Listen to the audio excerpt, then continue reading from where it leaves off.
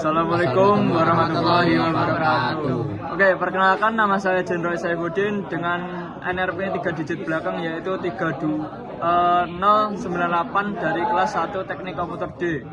Perkenalkan, saya Chelsea Devanda dari kelas 1 Teknik Komputer D dengan NRP 3 digit terakhir 111. Perkenalkan, nama saya Nasa Daro Jayadi dari kelas 1 Teknik Komputer D dengan 3 digit terakhir NNP 105. Kita semua dari kelompok 2. Ya, kami dari kelompok 2. Oke, kita di sini untuk mempresentasikan dan memperkenalkan proyek kami yaitu power supply. Jadi apa itu power supply? Power supply adalah sebuah alat yang digunakan untuk mengubah arus AC menjadi arus DC dan memberikan output dari power supply sebuah tenaga energi yang dibutuhkan untuk setiap alat beban itu. Jadi power supply kami itu penampakannya seperti ini tampak depan, tampak samping, tampak belakang, tampak atas, dan tampak bawah. Oke. Jadi di sini terdapat berbagai komponen di dalam sini. Jadi dari luarnya yang kita bisa lihat yaitu ada konektor untuk kabel power. Jadi untuk masuknya listrik AC masuk dari sini. Lalu di sini ada saklar untuk menyalakan dan mematikan power supply. Dan di sini ada rotary switch untuk memilih tegangan yang kita inginkan.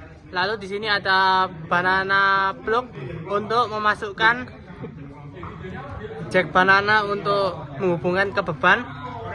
Jadi ada komponen yang di dalamnya yaitu ada trafo, ada dioda, ada kapasitor dan lain-lain. Jadi yang pertama itu yang trafo. Trafo itu untuk menurunkan tegangan AC 220 untuk ke tegangan yang lebih kecil agar tidak merusak IC penurun tegangan. Jadi di sini ada dioda bridge untuk merubah arus AC menjadi arus DC. Dan di sini ada kapasitor yang nilainya 2200 mikrofarad untuk menyetabilkan tegangannya. Lalu di sini ada IC 74XX. Jadi ada 7412, 749 dan 7405. Itu untuk menstabilkan tegangan dan membuat tegangan menjadi 12 volt, 8 volt dan 5 volt. Lalu di sini ada PCB dot untuk tempat IC-nya menempel. Dan sudah semua komponen sudah saya sebutkan. Lalu lanjut ke teman kami. Oke. Jadi dari riset yang saya lakukan ya, itu ada beberapa perbandingan dari PSU yang sudah kami buat dengan PSU buatan pabrik. Yaitu yang pertama, secara sudut pandang teknis dan juga penyelenggaraan sudah jelas ya, PSU yang buatan pabrik itu lebih baik. Kan mereka juga menggunakan kayak alat-alat yang lebih kompleks lagi lah. Dan juga mungkin ada standar tersendiri dari mereka. Kami hanya menggunakan ya alat-alat seadanya seperti solder dan juga lain-lainnya. Oke, yang kedua yaitu dari perspektif kualitas outputnya. Untuk output sebenarnya PSU yang sudah kami buat itu sudah sesuai dan juga stabil. Akan tetapi dengan ada beberapa kesalahan, yaitu kayak terkadang itu tegangannya juga tidak stabil. Kalau dibandingkan dengan PSU yang dibuat oleh pabrikan, mereka juga sudah punya standar masing-masing. Dan yang terakhir itu dari aspek perakitan dan juga kemudahan penggunaan. PSU yang kami buat ini masih dalam proses awal ya, masih belum kayak ada digital LED digitalnya juga seperti itu. Isiannya juga masih terlihat polos lah, masih belum gimana ya, kedepannya mungkin itu bisa diperbaiki ya untuk inovasi selanjutnya. Proteksi arusnya juga berlebihan, short circuit protect juga belum tentu ada. Terus juga kelebihan dari mungkin yang bisa kami lebihkan itu yaitu biaya pembuatan ya yang murah itu. Mungkin selanjutnya. Oke, selanjutnya saya akan menjelaskan kelebihan dan kekurangan dari PSU Mandiri kita ini.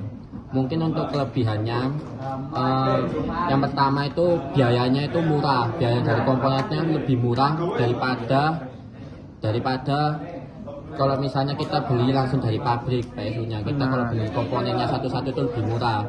Lalu yang kedua itu kita itu kalau dengan PSU Mandiri ini kita itu bisa belajar lebih daripada belajar merakit cara membuat power supply-nya ini daripada kita membeli langsung. Dan yang ketiga itu power supply kita itu bisa dibawa kemana-mana dengan bentuknya yang seperti ini, yang kecil ini lebih praktis dan bisa dibawa kemana-mana. Dan mungkin untuk kekurangannya itu yang pertama dari sisi roterinya itu dia itu cuma bisa dari 3 volt 5 volt 9 volt sama 12 volt daripada yang pabrik bisa dari 0 sampai semaksimalnya. Terus yang kedua yaitu outputnya yang dari digital tadi kan masih belum juga ada.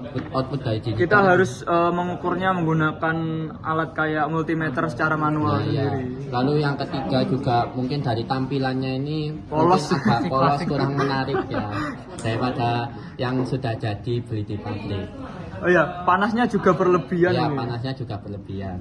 Belum ada pendinginnya. Lalu ada yang mau tambahkan lagi? Oke, mungkin untuk kelebihan tadi ya, secara itu fleksibilitas desain ya. Desain bisa kita sesuaikan dengan keinginan kita juga. Terus memberi ruang kreatif itu tadi. Memilih jenis terminal juga bisa kita sesuaikan. Hingga fitur-fitur yang mungkin kita butuhkan untuk kedepannya. Oke, untuk selanjutnya yaitu kelebihan. Sudah. Oke. Sudah selesai ya. Itu mungkin penjelasan tentang proyek kami kelompok 2 dari kelas 1 Teknik Komputer D. Nah, ini dia alatnya. Ini dia alatnya. Gini. Nah. Ya, dikit. Nah, ini dia. Supaya kita. Sekian. Oh iya, sebelumnya untuk inovasi kedepannya. Untuk inovasi kedepannya ya. Inovasi kedepannya yaitu dari kami sendiri itu tadi yang pertama sudah jelas yaitu sistem proteksi otomatis. Nah, proteksi terus kedepannya ada lagi untuk display digital tadi yang sudah diucapkan sebelumnya yaitu untuk menampilkan tegangan arus dan daya secara real-time-nya. Terus dan juga kayak mungkin bisa ditambahkan modul charger otomatis ya. Dan yang terakhir itu bisa diaplikasikan untuk kemungkinan panel surya juga bisa. Amin. Mungkin kedepannya seperti itu. Dan juga terakhir pendinginnya juga. Galaman cukup? Cukup. Oke, mungkin sekian dari kelompok 2. Ada kurang salahnya mohon maaf ya teman-teman. Mohon maaf bila ada salah kata. Sekian kami akhiri. Wassalamualaikum warahmatullahi wabarakatuh. Dadah.